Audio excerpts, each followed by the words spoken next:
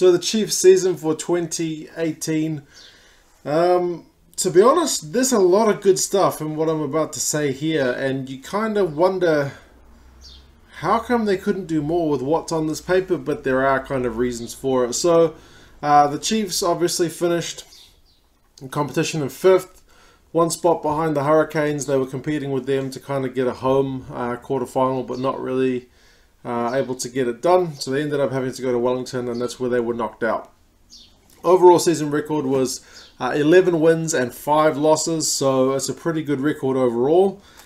And when you look at their stats, this is what I'm talking about when I say there's a lot of good stuff going on here. So the good stuff: 4th overall for average points scored, 3rd overall for run meters, and 2nd for getting over the advantage line. So they're scoring points, going forward with the ball, and breaking through when they're getting tackled. 2nd for line breaks, 2nd for tackle busts, 2nd for offloads. So they're breaking the line, they're busting through people, and they're getting passes away. 3rd for pick and drives. So you're thinking, well, if you're tackle busting and you're offloading, you don't need to be pick and driving. Still pick and driving. 2nd overall for line-out percentage. So they won their line-out most of the time. 3rd overall for stealing the opponent's line-out ball. We've seen teams in my previous reviews where they've been good at one but not the other. The Chiefs have got both. They were 1st overall for average kick meters. And that's to go along with being 3rd for run meters. So they can run it at you and they can kick it at you. I mean, Damien McKenzie, very big boot. 13th overall for points conceded. So defense is pretty solid. 13th overall for missed tackles. Kind of goes hand in hand. 13th overall for line breaks conceded. All these things are connected. But there are a few bad things. Obviously, you know, if everything was that peachy, they would have done better than 5th. But, I mean, 11th overall for building 7 or more phases. So, I mean, well, if you're busting the line, if you're busting tackles, if you're going ahead like this, maybe you don't need to be building 7 or more phases.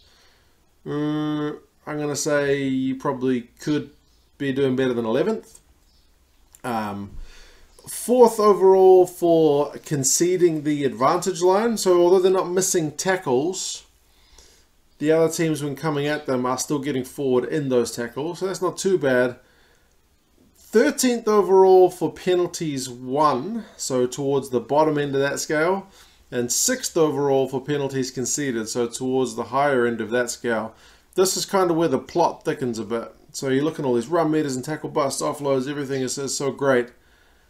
But on the referees, you know, by the referee's whistle, which could cost you 30, 40 meters if you know, if you're giving away a kick for touch, yeah, they're at the wrong end of the scale, and they are the #1 team in making errors. So they, yes, by the numbers, and I admit numbers can always be misleading, but still, it looks to be that the Chiefs are their own worst enemy. They can kill you with the ball. They can tackle you all day long. They're not going to concede many points, but they are going to concede penalties, and they're going to make mistakes. So if you can hold them out from getting any points long enough, you're either going to win a penalty or they're going to make a mistake. But if I was a Chiefs fan, that's very encouraging for next season, because that is absolutely stuff that you can work on. If you've already got the line breaks, the tackle busts, the run meters, all the stuff, kick meters, then just getting the guys to kind of clean up their act a bit and working on the basics feels like doable. So, yeah, I would say I'd be pretty encouraged if I was there as a Chiefs fan. Now, there's also something that you can't kind of not mention when you're speaking about the Chiefs 2018 season. It's the injuries. They had an amazing amount of injuries.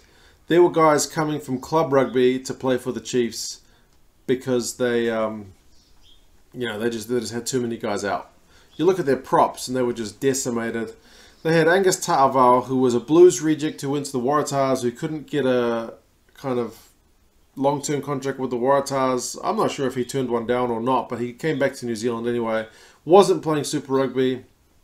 Picked up by the Chiefs. He had an amazing season.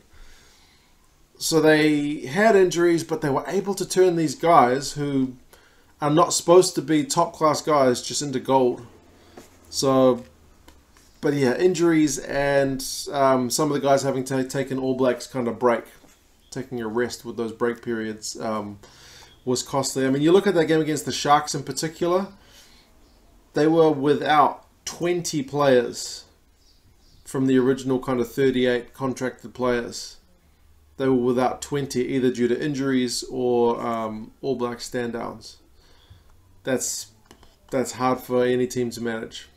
So, I mean, to still finish 5th with that kind of injury toll that they had this season, and to have all these very, very promising, kind of encouraging numbers, I think it speaks well to what Colin Cooper is doing, and he's a first-year coach for the Chiefs. Admittedly, he seems to have taken over a pretty stable setup at the Chiefs, but still, first-year coach is under immense pressure, trying to get all the players on board. He's worked with some of them before at New Zealand Māori, so that's okay. But, yeah, he seemed to get everything right for a first-year coach, which was also very good. In terms of individuals, you got Solomon Alamalo. Young guy comes through the ranks, has an amazing season. He's the 3rd average guy for run meters per game with over 100 run meters per game. Impressive season. You got Sam Kane, 2nd overall guy for Pilfers in the competition. So you got offense, defense. You got Damien with his kick meters, Damien McKenzie and that smile of his. There's a lot of talented guys in that Chiefs team, and a lot of them are sticking around for next year as well. Highlights of the season. You'd have to say that 45-22 win over the Highlanders in Fiji was pretty impressive. That first half in particular, they just absolutely blitzed the Highlanders. It is perhaps the best half of rugby we saw all season. They beat the Canes 28-24 in Hamilton in that last regular season kind of round, playing less than their full-strength team. So that could have been encouraging going into the quarterfinal, but in the end it didn't actually mean anything. But still, it was a highlight for them.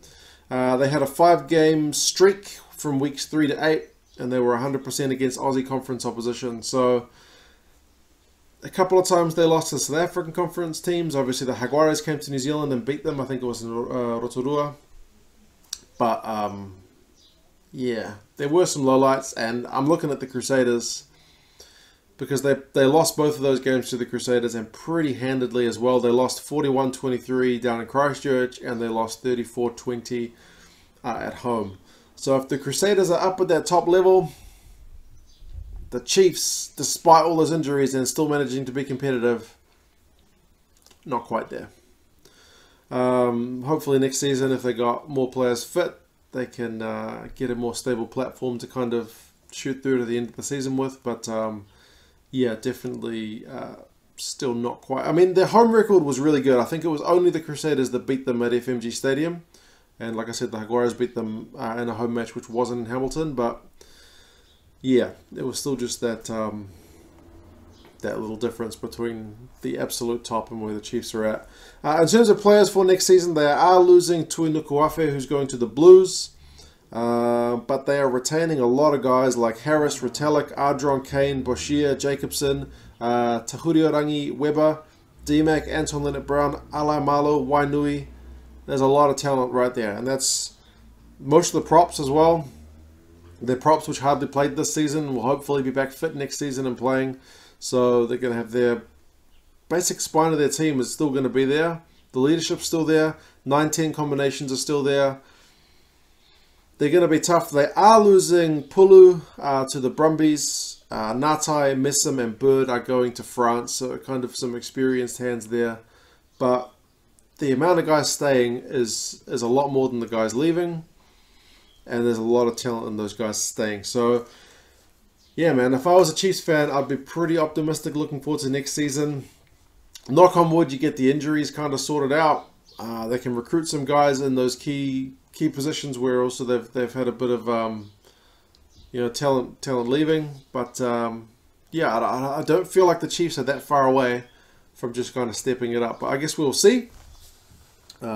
What did you guys think of the Chiefs seasons? If you guys are Chiefs fans, also non-Chiefs fans, how did you find them? Entertaining team to watch. My wife likes Damien McKenzie's smile a lot, which drives me up the wall. But hey, he's an exciting guy to watch even for me. So yeah, you guys let me know your thoughts, and I'll talk to you again soon. See you later.